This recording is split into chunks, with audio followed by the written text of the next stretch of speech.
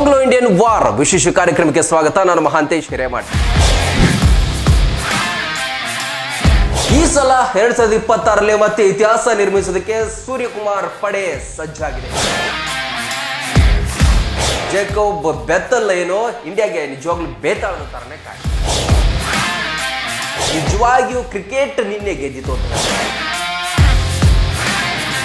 ನಿನ್ನೆ ನಡೆದಂತಹ ಮ್ಯಾಚ್ ಬಹಳಷ್ಟು ಸೂಪರ್ ಮ್ಯಾಚ್, ಫ್ಯಾಂಟಾಸ್ಟಿಕ್ ಅಂತ ಹೇಳಿ ಬಹಳಷ್ಟು ಹೊಗಳಿಕೆಗಳು ಬರ್ತಾ ಇದೆ.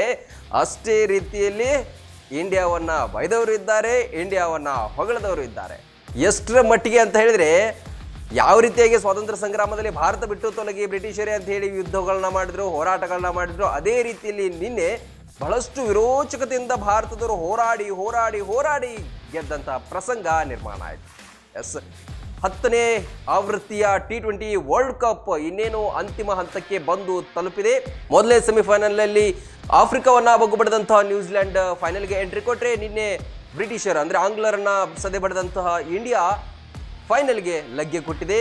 ಸತತವಾಗಿ 2ನೇ ಸಲ ಫೈನಲ್ಗೆ ಬಂದಿದೆ. ಅಂದರೆ ಕಳೆದ ಆವೃತ್ತಿಯಲ್ಲಿ 2024ರ ಆವೃತ್ತಿಯಲ್ಲಿ ರೋಹಿತ್ ಶರ್ಮಾ ನೇತೃತ್ವದಲ್ಲಿ ಕಪ್ ಹಿಡಿದಂತಹ ಭಾರತ ಈ ಸಲ 2026ರಲ್ಲಿ ಮತ್ತೆ ಇತಿಹಾಸ ನಿರ್ಮಿಸೋದಕ್ಕೆ ಸೂರ್ಯಕುಮಾರ್ ಪಡೆ ಸಜ್ಜಾಗಿದೆ. ನಿನ್ನೆ ನಡೆದ ಮ್ಯಾಚ್ ತಾವೆಲ್ಲರೂ ಕೂಡ ನೋಡಿರ್ತೀರಿ. ಎಷ್ಟೋ ಜನರಿಗೆ ಕ್ರಿಕೆಟ್ ಆಸಕ್ತಿ ಇಲ್ಲದವರು ಕೂಡ ಕುಳಿತುಕೊಂಡು ಕುತೂಹಲದಿಂದ ರೋಮಾಂಚಕಾರಿಯಾಗಿ ಆ ಮ್ಯಾಚ್ ನಡೆಯುವುದನ್ನ ನೋಡ್ತಾ ಇರುವಂತಹ ಪ್ರಸಂಗಗಳು ಕೂಡ ಕಂಡು ಬಂತು. 253 ರನ್ ಹೊಡೆದ್ವಿ, ಇನ್ನೇನು ಗೆದ್ದೇ ಬಿಡ್ತೀವಪ್ಪ, ಭಾರತ ವಿನ್ ಆಯ್ತು, ಫೈನಲ್ಗೆ ಹೋಯ್ತು ಅಂತ ಹೇಳಿ ಅದೆಷ್ಟೋ ಜನ ಅಡ್ವಾನ್ಸ್ ಆಗಿ ಸ್ಟೇಟಸ್ ಇಟ್ಟವರು ಇದ್ದಾರೆ, ಅಡ್ವಾನ್ಸ್ ಆಗಿ ಸಂಭ್ರಮ ಮಾಡಿದವರು ಇದ್ದಾರೆ. ಆದ್ರೆ ಅಷ್ಟು ಸುಲಭವಾಗಿ ಯಾರವರು ಮೊದಲೇ ಬ್ರಿಟಿಷರು ಅಷ್ಟು ಸುಲಭವಾಗಿ ಬಿಡ್ತಾರಾ?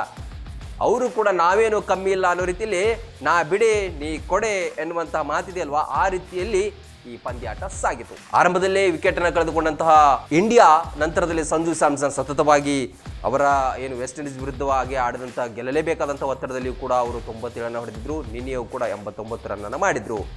ಈ ಕಡೆ 253 ವಿಕೆಟ್ ಕಳೆದುಕೊಂಡು ಮಾಡಿದಂತಹ ಭಾರತ ಗೆದ್ದಿತ್ತು ಅಂತ ಹೇಳಿ ನಿರಾಯಾಸವಾಗಿ ಇದ್ರೆ, ಕೇವಲ 22 ವರ್ಷದ ಯುವಕ ಇಂಗ್ಲೆಂಡಿನ ಬ್ಯಾಟರ್ ಯಾರು ಜೇಕಬ್ ಬೆತ್ತಲ್ ಏನೋ ಇಂಡಿಯಾಗೆ ನಿಜವಾಗ್ಲೂ ಬೇತಾಳದ ತರನೇ ಕಾಣಿದೆ. ಆರಂಭದಿಂದನೂ ಕೂಡ ಬಹಳಷ್ಟು ಕುತೂಹಲಕಾರಿಯಾಗಿಯೇ ಈ ಮ್ಯಾಚ್ ನಡೆದು ಬಂತು. ಕೊನೆಯ 20ನೇ ಓವರ್ ತನಕ ಕೂಡ ಬಹಳಷ್ಟು ರೋಮಾಂಚನಕಾರಿಯಾಗಿತ್ತು. ಇನ್ನೊಂದು ನಿನ್ನೆಯ ಮ್ಯಾಚ್ನಲ್ಲಿ ಗಮನಿಸಿದ್ರೆ ಎರಡೂ ಕೂಡ ಸಮಾನಾಂತರವಾಗಿ ಸಾಗ್ತಾ ಇತ್ತು. 10 ಓವರ್ ಆದ ನಂತರ ಇವ್ರದ್ದು ಎಷ್ಟಿತ್ತು, ಇಂಡಿಯಾದವ್ರದ್ದು, ಇಂಗ್ಲೆಂಡ್ನವ್ರದ್ದು ಅಷ್ಟೇ ಇತ್ತು. ಕೊನೆಗೂ ಕೂಡ 7 ವಿಕೆಟ್ ಅವ್ರನ್ನ ಕಳ್ಕೊಂಡ್ರು, ಇಂಗ್ಲೆಂಡ್ನವರು ಕೂಡ 7 ವಿಕೆಟ್ ಅನ್ನು ಕಳ್ಕೊಂಡ್ರು. ಡಾಟ್ ಬಾಲ್ ಅನ್ನ ಇವರು ಕೂಡ 28 ಹಾಕಿದ್ರು, ಡಾಟ್ ಬಾಲ್ ಅನ್ನ ಅವರು ಕೂಡ 28 ಹಾಕಿದ್ರು. ಅಂದ್ರೆ ಒಟ್ಟಿನಲ್ಲಿ ಎರಡೂ ಕೂಡ ಮದಗಜಗಳಂತೆ ಹೋರಾಟವನ್ನ ಇಲ್ಲಿ ನಡೆಸಿತು. ನಾವೇನೂ ಕಮ್ಮಿ ಇಲ್ಲ, ನೀವೇನೂ ಕಮ್ಮಿ ಇಲ್ಲ ಅನ್ನುವ ರೀತಿಯಲ್ಲಿ ಈ ಪಂದ್ಯಾಟ ಸಾಗ್ತು. ಎರಡೂ ಕಡೆ ಬಲಿಷ್ಠ ಬ್ಯಾಟರ್ಸ್ ಕೂಡ ತಮ್ಮದಾದಂತಹ ಪ್ರದರ್ಶನವನ್ನು ನಡೆಸಿದ್ರು. ನಿಜವಾಗಿಯೂ ಕ್ರಿಕೆಟ್ ನಿನ್ನೆ ಗೆದ್ದಿತು ಅಂತ ಹೇಳ್ಬೋದು. ಇಲ್ಲಿ ಇಂಡಿಯಾ ಗೆದ್ದಿದೆ ಅಂತ ಹೇಳುವ ಬದಲು ನಿಜವಾದ ಕ್ರಿಕೆಟ್ ಗೆದ್ದಿತು ಅಂತ ಹೇಳ್ಬೋದು. ಯಾಕಂತ ಹೇಳಿದ್ರೆ ಸೆಮಿಫೈನಲ್ಗೆ ಒಂದು ಅರ್ಥ ಕೊಟ್ಟಿದ್ದೆ ನಿನ್ನೆಯ ಮ್ಯಾಚ್. ಏಕಾಏಕಿ ಏಕಪಕ್ಷೀಯವಾಗಿ ಒಂದೇ ಟೀಮ್ ಏನಾದರೂ ಇಲ್ಲಿ ವಿಜಯ ಸಾಧಿಸಿದ್ರೆ ಅದಕ್ಕೆ ಅರ್ಥ ಬರ್ತಿರ್ಲಿಲ್ಲ. ನಿಜವಾಗಿಯೂ ಸೆಮಿಫೈನಲ್ ಅಂದ್ರೆ ಹೇಗೆ ಇರಬೇಕು ಅಂತ ಹೇಳಿ ಇಂಡಿಯಾ ಇಂಗ್ಲೆಂಡ್ ಮ್ಯಾಚ್ ಅನ್ನು ನೋಡಿದವರು ಖಂಡಿತವಾಗಿಯೂ ಈ ಮಾತನ್ನ ಒಪ್ಕೊಳ್ತಾರೆ. ಕೊನೆಯಲ್ಲಿ ಏನಂತ ಹೇಳಿದ್ರೆ, ಇಲ್ಲಿ ಅಕ್ಷರ್ ಪಟೇಲ್ ಹಿಡಿದಂತಹ 2 ಕ್ಯಾಚ್, ತಿಲಕ್ ವರ್ಮಾ ಹಿಡಿದಂತಹ ಕ್ಯಾಚ್, ಹಾರ್ದಿಕ್ ಪಾಂಡ್ಯ ಮತ್ತು ಬೂಮ್ರಾ ಮಾಡಿದಂತಹ 2 ಕೊನೆಯ ಓವರ್ ಬಹಳಷ್ಟು ಮ್ಯಾಚ್ ಅನ್ನು ಟರ್ನ್ ಮಾಡಿದಂತಹ ಪಾಯಿಂಟ್ಗಳು. ಇದು ಏನಂತ ಹೇಳಿದ್ರೆ, ನಿನ್ನೆಯ ಮ್ಯಾಚ್ ನಾವು ದಾಖಲೆಗಳು ಯಾವುದು ಕೂಡ ಶಾಶ್ವತ ಅಲ್ಲ ಅನ್ನುವ ರೀತಿಯಲ್ಲಿ ಆಯಿತು.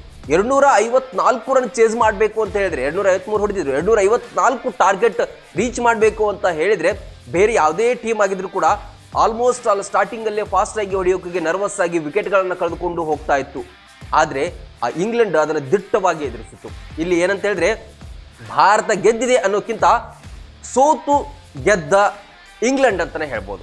ಇದು ನಿನ್ನೆ ಇಂಡಿಯನ್ ಟೀಮ್ಗೆ ಒಂದು ರೀತಿಯಲ್ಲಿ ಪಾಠ. ಯಾಕಂತ ಹೇಳಿದ್ರೆ ಫೈನಲ್ ಇದೇ ಮಾರ್ಚ್ 8ರಂದು ಭಾನುವಾರ ನಡೆಯೋದಕ್ಕಿದೆ. ಅಹಮದಾಬಾದ್ನ ನರೇಂದ್ರ ಮೋದಿ ಸ್ಟೇಡಿಯಂನಲ್ಲಿ ನಡೀತಾ ಇದೆ. 1 ಲಕ್ಷಕ್ಕೂ ಅಧಿಕ ವೀಕ್ಷಕರು ಆ ಮ್ಯಾಚನ್ನ ವೀಕ್ಷಣೆ ಮಾಡ್ತಾರೆ. ಅಲ್ಲಿ ಆಡೋದಿದೆಯಲ್ವಾ ಫೈನಲ್ ಮ್ಯಾಚ್. ಒಟ್ಟಿನಲ್ಲಿ ಏನಾದರೂ ಕೂಡ ಫೈನಲ್ ಘಟ್ಟಕ್ಕೆ ಬಂದು ಇಂಡಿಯಾ ಇವತ್ತು ತಲುಪಿದೆ. 2007ರಲ್ಲಿ ಪ್ರಥಮ ಬಾರಿ T20 ವಿಶ್ವಕಪ್ನ ಧೋನಿ ನೇತೃತ್ವದಲ್ಲಿ ಗೆದ್ದಿದ್ರು. 2024ರಲ್ಲಿ ರೋಹಿತ್ ಶರ್ಮಾ ನೇತೃತ್ವದಲ್ಲಿ ನಾಯಕತ್ವದಲ್ಲಿ 2ನೇ T20 ವಿಶ್ವಕಪ್ನ ಗೆದ್ದಿದ್ರು. ಇನ್ನು ನ್ಯೂಜಿಲೆಂಡ್ ಟೀಮ್ ಏನು ಬಂದಿದೆ ಅಲ್ವಾ, ನ್ಯೂಜಿಲೆಂಡ್ ಕೂಡ 2021ರಲ್ಲಿ ಒಂದ್ಸಲ ಫೈನಲ್ಗೆ ಬಂದಿತ್ತು, ಆಗ ಆಸ್ಟ್ರೇಲಿಯಾ ಜೊತೆ ಸೋತು ಹೋಗಿತ್ತು. ಇದೀಗ ಇಂಡಿಯಾ ಜೊತೆಗೆ ಫೈನಲ್ಗೆ ಬಂದಿದೆ. ಏನಾಗುತ್ತೆ ಅನ್ನೋದಕ್ಕೆ ಉತ್ತರ ಸಿಗುತ್ತೆ ಇದೇ ಭಾನುವಾರ ಸಂಜೆ 7 ಗಂಟೆಗೆ. ಆದರೆ ನಿನ್ನೆಯ ಮ್ಯಾಚನ್ನು ಯಾರು ಕೂಡ ಮರೆಯೋದಕ್ಕೆ ಸಾಧ್ಯನೇ ಇಲ್ಲ. ಅಂತಹ ಮ್ಯಾಚ್ ಕೊಟ್ಟರು, ನಿಜವಾದ ಎಂಟರ್ಟೈನ್ಮೆಂಟ್. ಈ ಕಡೆ ಇಂಗ್ಲೆಂಡ್ನವರು ಎಷ್ಟು ಚೆನ್ನಾಗಿದ್ರು, ಭಾರತದವರು ಅಷ್ಟು ಚೆನ್ನಾಗಿದ್ರು. ಹಣ ಕೊಟ್ಟು ಕ್ರಿಕೆಟನ್ನು ನೋಡೋಕೆ ಹೋದವರಿಗೆ ಯಾರಿಗೂ ಕೂಡ ನಿರಾಸೆನೇ ಆಗಲಿಲ್ಲ. ಏನೇನು 3ನೇ ವಿಶ್ವಕಪ್ಪನ್ನು ಭಾರತ ಗೆಲ್ತಾರಾ ಅಥವಾ ಪ್ರಥಮ ವಿಶ್ವಕಪ್ನೊಂದಿಗೆ ನ್ಯೂಜಿಲೆಂಡ್ ಗೆಲ್ತಾರಾ ಅನ್ನೋದಕ್ಕೆ ಉತ್ತರ ಇದೇ ಮಾರ್ಚ್ 8ರಂದು ಸಂಜೆ 7 ಗಂಟೆಗೆ. ಲೇಟೆಸ್ಟ್ ಸುದ್ದಿಗಳಿಗಾಗಿ ನೋಡ್ತಾ ಇರಿ ರನ್ ಟಿವಿ. ಇದು ಸಾಮಾಜಿಕ ಚಿಲ್ಮೆ. ಬಾಗಲಕೋಟ್ ಜಿಲ್ಲೆಯ ಬೀಳಗಿ ತಾಲೂಕಿನ ಬಾಡಗಂಡಿ ಎಂಬ ಪುಟ್ಟ ಗ್ರಾಮದಲ್ಲಿ ಆರಂಭಗೊಂಡ ಎಸ್ಆರ್ ಪಾಟೀಲ್ ಶಿಕ್ಷಣ ಸಂಸ್ಥೆ ಇಂದು ನರ್ಸರಿಯಿಂದ PUC, BSc nursing, BSc allied courses, BAMS Ayurvedic, MBBS ಒಳಗೊಂಡು ಹೆಮ್ಮರವಾಗಿ ಬೆಳೆದಿದೆ. ಪಿಯುಸಿ ವಿಜ್ಞಾನ ವಿಭಾಗದಲ್ಲಿ ಸತತ 2 ಬಾರಿ ಜಿಲ್ಲೆಗೆ ಹಾಗೂ 4 ಬಾರಿ ತಾಲೂಕಿಗೆ ಪ್ರಥಮ ತಂದುಕೊಟ್ಟ ಹಿರಿಮೆ. NEET, JEE, KCET, banking, CA foundation ಕೋರ್ಸ್ಗಳಿಗೆ ವಿಶೇಷ ತರಬೇತಿ ಒಂದೇ ಸೂರಿನಡಿ ಲಭ್ಯ. ಉತ್ತಮ ಹಾಸ್ಟೆಲ್, ಗುಣಮಟ್ಟದ ಊಟ ಉಪಹಾರ, ಮಕ್ಕಳ ಸರ್ವತೋಮುಖ ಅಭಿವೃದ್ಧಿಗಾಗಿ swimming pool, indoor outdoor stadium, gym, music class, ಚಿತ್ರಕಲಾ ತರಬೇತಿ ಸೇರಿದಂತೆ ಅನೇಕ ಸೌಲಭ್ಯಗಳಿವೆ. ನುರಿತ ಬೋಧಕರು, ಲ್ಯಾಬೊರೇಟರಿ, ಶಾಲಾ ವಾಹನ, ಸುರಕ್ಷತಾ ದೃಷ್ಟಿಯಿಂದ ಸೆಕ್ಯೂರಿಟಿ, ಸಿಸಿಟಿವಿ ಅಳವಡಿಸಲಾಗಿದೆ. ಹಚ್ಚ ಹಸಿರಿನಿಂದ ಕಂಗೊಳಿಸುವ ಕ್ಯಾಂಪಸ್ ವಿದ್ಯಾರ್ಥಿಗಳ ಮನಸ್ಸಿಗೆ ಮುದ ನೀಡುತ್ತೆ. ಅತ್ಯುತ್ತಮ ಶಿಕ್ಷಣಕ್ಕಾಗಿ ಇಂದೇ ಸಂಪರ್ಕಿಸಿ ಬಾಪೂಜೆ ವಿದ್ಯಾಸಂಸ್ಥೆ.